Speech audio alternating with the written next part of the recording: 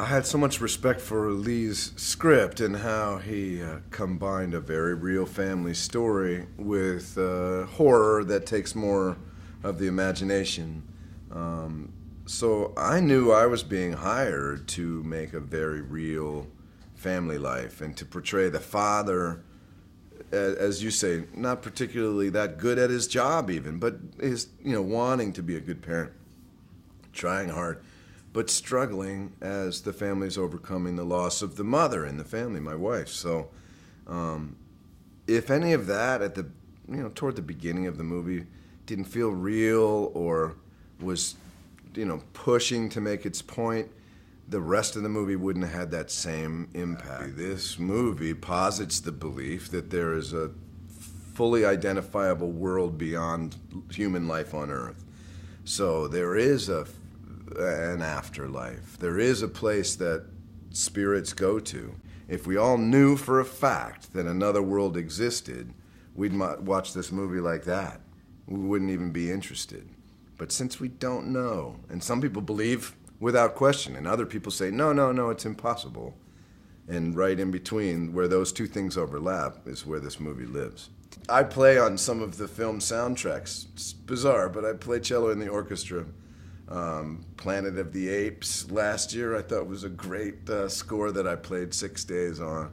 So my relationship with movie music has gotten more and more interesting over the last couple years as I started to, on a regular basis, play in these scoring orchestras, which is a world unto itself. The character that Leigh Whannell drew, which is Elise's past, that we haven't seen from the first one. So we go back 8 years, I think it is, to her problem, and what has made her reluctant, and her own demons.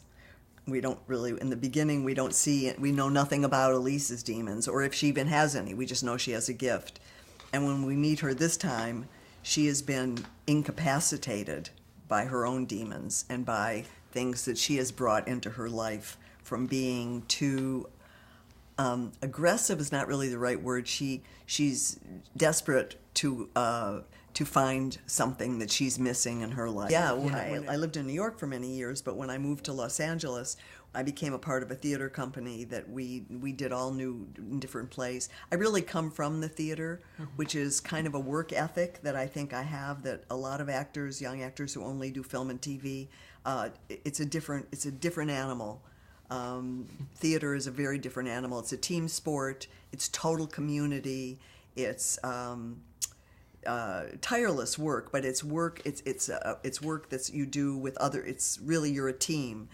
Film actors sometimes become a little bit insular in terms of the work. I hope I'm a real artist in the sense that I bring my own personal dilemmas and thoughts and solutions to the aspects of the characters that I'm allowed to play. It was definitely emotional, like on a roller coaster, especially through where you see where the character is at the beginning of the movie to 20 minutes into the end. It's like a polar opposite each time, which I think is so relatable because she's not just an average, movie star teenage girl where they're like in a cardigan and talk about boys and then there's a ghost haunting their house. Like, I find it really relatable to the core where everybody knows loss, and that's like the biggest thing that Quinn is facing at the beginning of the movie is the loss of her mother and trying to balance her life after that and the messiness of the relationship with your dad and trying to raise your brother but still trying to lead your own life and apply to college. I just love experimenting with different roles and experiencing new things, so every role that I take on I kind of make sure it's like polar opposite to the previous.